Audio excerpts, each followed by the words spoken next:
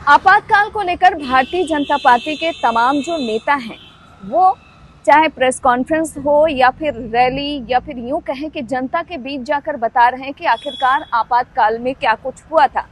आखिरकार इसका मकसद क्या है? आखिरकार क्यों भारतीय जनता पार्टी के तमाम नेता, केंद्रीय मंत्री जनता के बीच ये बता रहे हैं कि आपातकाल में क्या कुछ हुआ था? उसका आखिरकार अब क्या मतलब है? उससे बीजेपी क्या फायदा उठाना चाहती है? इन्हीं तमाम मुद्दों पर बातचीत करने के लिए आज हमारे साथ मौजूद हैं वरिष्ठ पत्रकार संतोष ठाकुर जी। अगर बीजेपी की बात करें तो भारतीय जनता पार्टी आपातकाल को लेकर इतना ज्यादा मुखर क्यों है? उसका मकसद क्या है?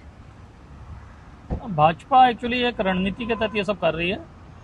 भाजपा ये चाहती है कि संविधान के मुद्दे पर, जैसे अभी पिछले लोकसभा में चुनाव में आपने देखा होगा कि कांग्रेस ने एक मुद्दा उठाया कि संविधान को खत्म करना चाहती है भाजपा, इसके अलावा आरक्षण खत्म करना चाहती है, और राहुल गांधी ने फिर संकेत दे दिया है कि वो जातिगत जनगणना, संविधान में छेड़छाड़ या संविधान को खत्म करने जैसे मुद्दों को आगे भी अगले चुनाव तक भी उठाएंगे या उसको उठाने वाले हैं।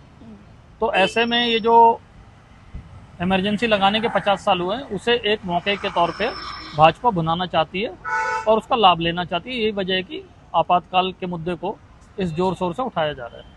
क्योंकि देखा जाए तो गृह मंत्री एक कार्यक्रम में पहुंचते हैं जहां पर उन्होंने तमाम चीजों का उल्लेख किया कि किस तरीके से आपातकाल के मौके पर कैसे लोगों को प्रताड़ित किया गया। आपको क्या लगता है कि भारतीय जनता पार्टी इससे क्या हासिल करना चाहती है?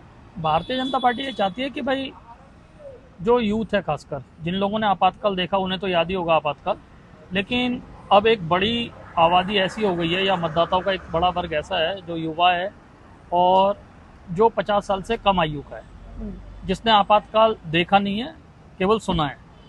तो उन लोगों के जहन में वो इस बात को डालना चाह रही है कि आपातकाल क्या चीज़ होती है और आपातकाल में कितने आपात स्थिति हो जाती है, नागरिकों की हालत कितनी खराब हो जाती है, और खासकर वही फिर संविधान जो है, संविधान को किस तरीके से हाशिए पर रख दिया जाता है और सत्ता सुख के लिए कैसे संविधान को एक तरह से निगलेक्ट कर दिया या नज़रअंदाज कर दिया जाता है।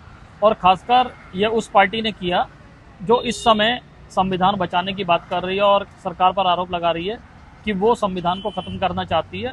भाजपा ये एक संदेश देना चाहती है यूथ को, खासकर जो 40 से नीचे के उम्र के लोग हैं, कि भाई संविधान जो है वो तो कांग्रेस ने ख़त्म किया था, ये हमने ख़त्म नहीं किया और ना करेंगे, और ये संविधान ख़त्म करने का काम तो स्वयं कांग्रेस ने किया था।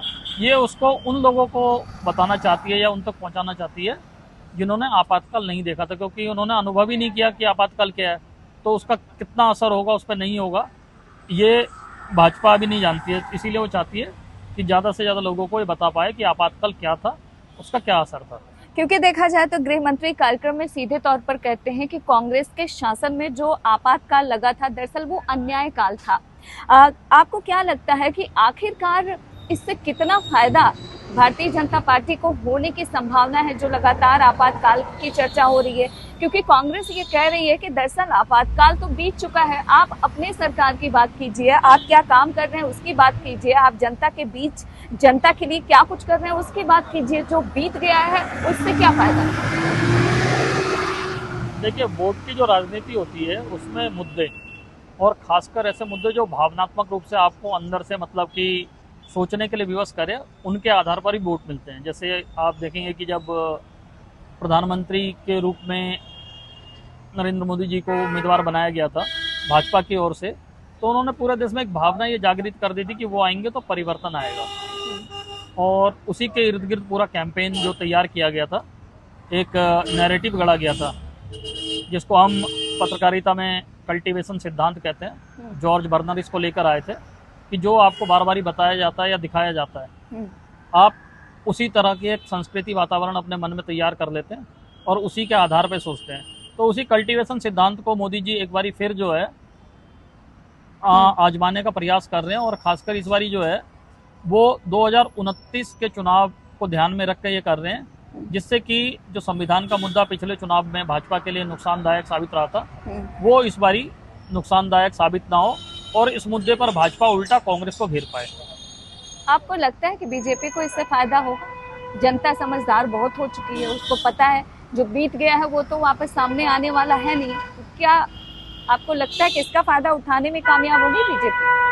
नहीं, ऐसा देखिए, अब इसमें मैं आपको, जैसे आप मार्केटिंग अगर आप पढ़ेंगे तो उसमें ये बताया जाता है कि जो आपके पास है, जो भी आपका ग्राहक वर्ग है या जो उपभोक्ता वर्ग है, जिसे हम कंज्यूमर थ्योरीज और एक्वायराइजेशन ऑफ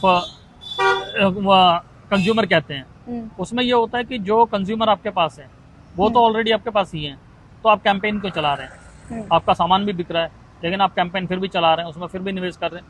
वो इसलिए करते हैं कि जो आपका उपभोक्ता है वो लगातार आपके साथ बना रहे, और दूसरा ये होता है कि जो नया उपभोक्ता है उसको आप जोड़ पाए। तो जो आप एक्वायर करते हैं नए ग्राहक, तो ये उस तरह से नए ग्राहक एक्वायर करने की रणनीति, और साथ में जो पुराने ग्राहक हैं या मतलब जो आपके समर्थक हैं, मतदाता है, उनको अपने साथ बनाए रखने का प्रयास भी है। क्योंकि मार्केटिंग में कहा जाता है कि हर 6 महीने में जो है एक नया विचार, एक नया प्रोडक्ट और एक नया कंज्यूमर बिहेवियर मार्केट में आता है, और उसके हिसाब से 20 से 30% लोग इधर से उधर हो जाते हैं।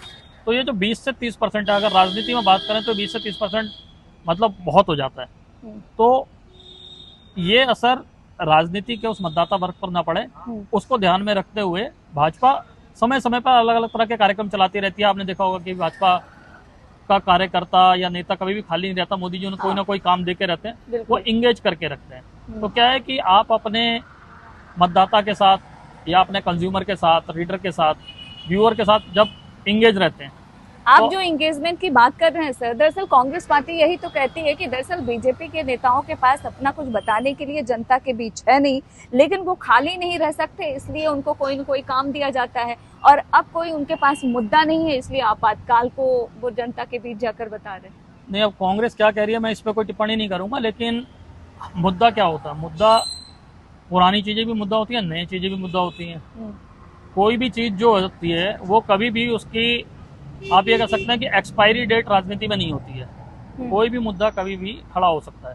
संविधान का मुद्दा बाबा साहब अम्बेडकर के समय शुरू हुआ था, उसके बीच में उस पर कोई चर्चा नहीं हुई, लेकिन अब जाके वो चर्चा हुई, और ऐसी चर्चा हुई कि भाजपा को 240 सीटों पर संतोष करना पड़ा। फिर बीच में गरीबी हटाओ का मुद्दा इंदिरा गांधी जी ने दिया था, उस समय गरीबी हटाओ का मुद्दा काफी चला, लेकिन फिर मोदी जी आए तो उन्होंने बोला नहीं जी, उन्होंने जो है गरीबी नहीं हटाई, गरीब को हटा दिया, तो मुद्दा फिर से आया। तो क्या है कि जैसे पुराना फैशन लौट के आता है, वैसे मुद्दे भी जो है राजनीति के कमोबस ऊपर नीचे होते हैं, और वो 1 दशक बाद, 2 दशक बाद, आधे दशक बाद वो घूम के आते हैं। हो सकता है उनका आवरण नया होता होगा, लेकिन मूल मुद्दा वही रहता है। आपके हिसाब से ये मुद्दे ऐसे ही बने रहेंगे और समय के साथ साथ राजनीतिक दल इसका इस्तेमाल करती रहेंगे? निश्चित तौर पे मुद्दे जो है कभी खत्म नहीं होते, और अब बिजली, पानी, सड़क, जब आज़ादी मिली थी उस समय भी वो मुद्दा था और आज भी वो मुद्दा है।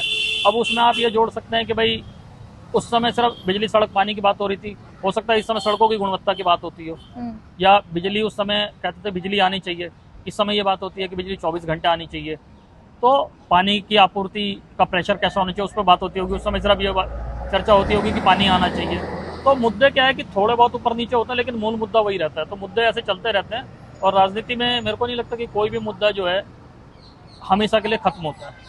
धन्यवाद हमसे बातचीत करने के लिए। धन्यवाद। तो देखना महत्वपूर्ण होगा जिस तरीके से भारतीय जनता पार्टी लगातार जनता के बीच जाकर ये बताने की कोशिश कर रही है कि जब इंदिरा गांधी के जमाने में, इंदिरा गांधी ने जब आपातकाल लगाया था, इमरजेंसी जब लागू हुआ था देश में, तो देश के लोगों के हालात कैसे थे, किस तरीके से लोगों को जेलों में कैद किया गया, किस तरीके से जो निर्दोष लोग थे उनके साथ जाति और बर्बरता उनके साथ की गई, उन तमाम चीज़ों को भारतीय जनता पार्टी के तमाम जो नेता हैं वो जनता को बता रहे हैं। ऐसे में देखना यही महत्वपूर्ण होगा कि इन तमाम चीज़ों का जनता में कितना असर पड़ता है, क्योंकि देखा जाए तो बहुत सारी नई जनरेशन है जिनको आपातकाल के बारे में जानकारी नहीं है। उन्होंने केवल कहानियों के तौर पर जाना है कि आपातकाल में क्या हुआ था। अब देखा जाए तो जिस तरीके से उनके बीच ये बताने की कोशिश हो रही है कि आपातकाल जब लगा था देश में तो किस तरीके से नेताओं के साथ अन्याय हुआ था, इसका जनता में कितना असर पड़ेगा ये आने वाले वक्त में पता चलेगा। दिल्ली से इंडिया पोस्ट न्यूज़ के लिए ममता चतुर्वेदी।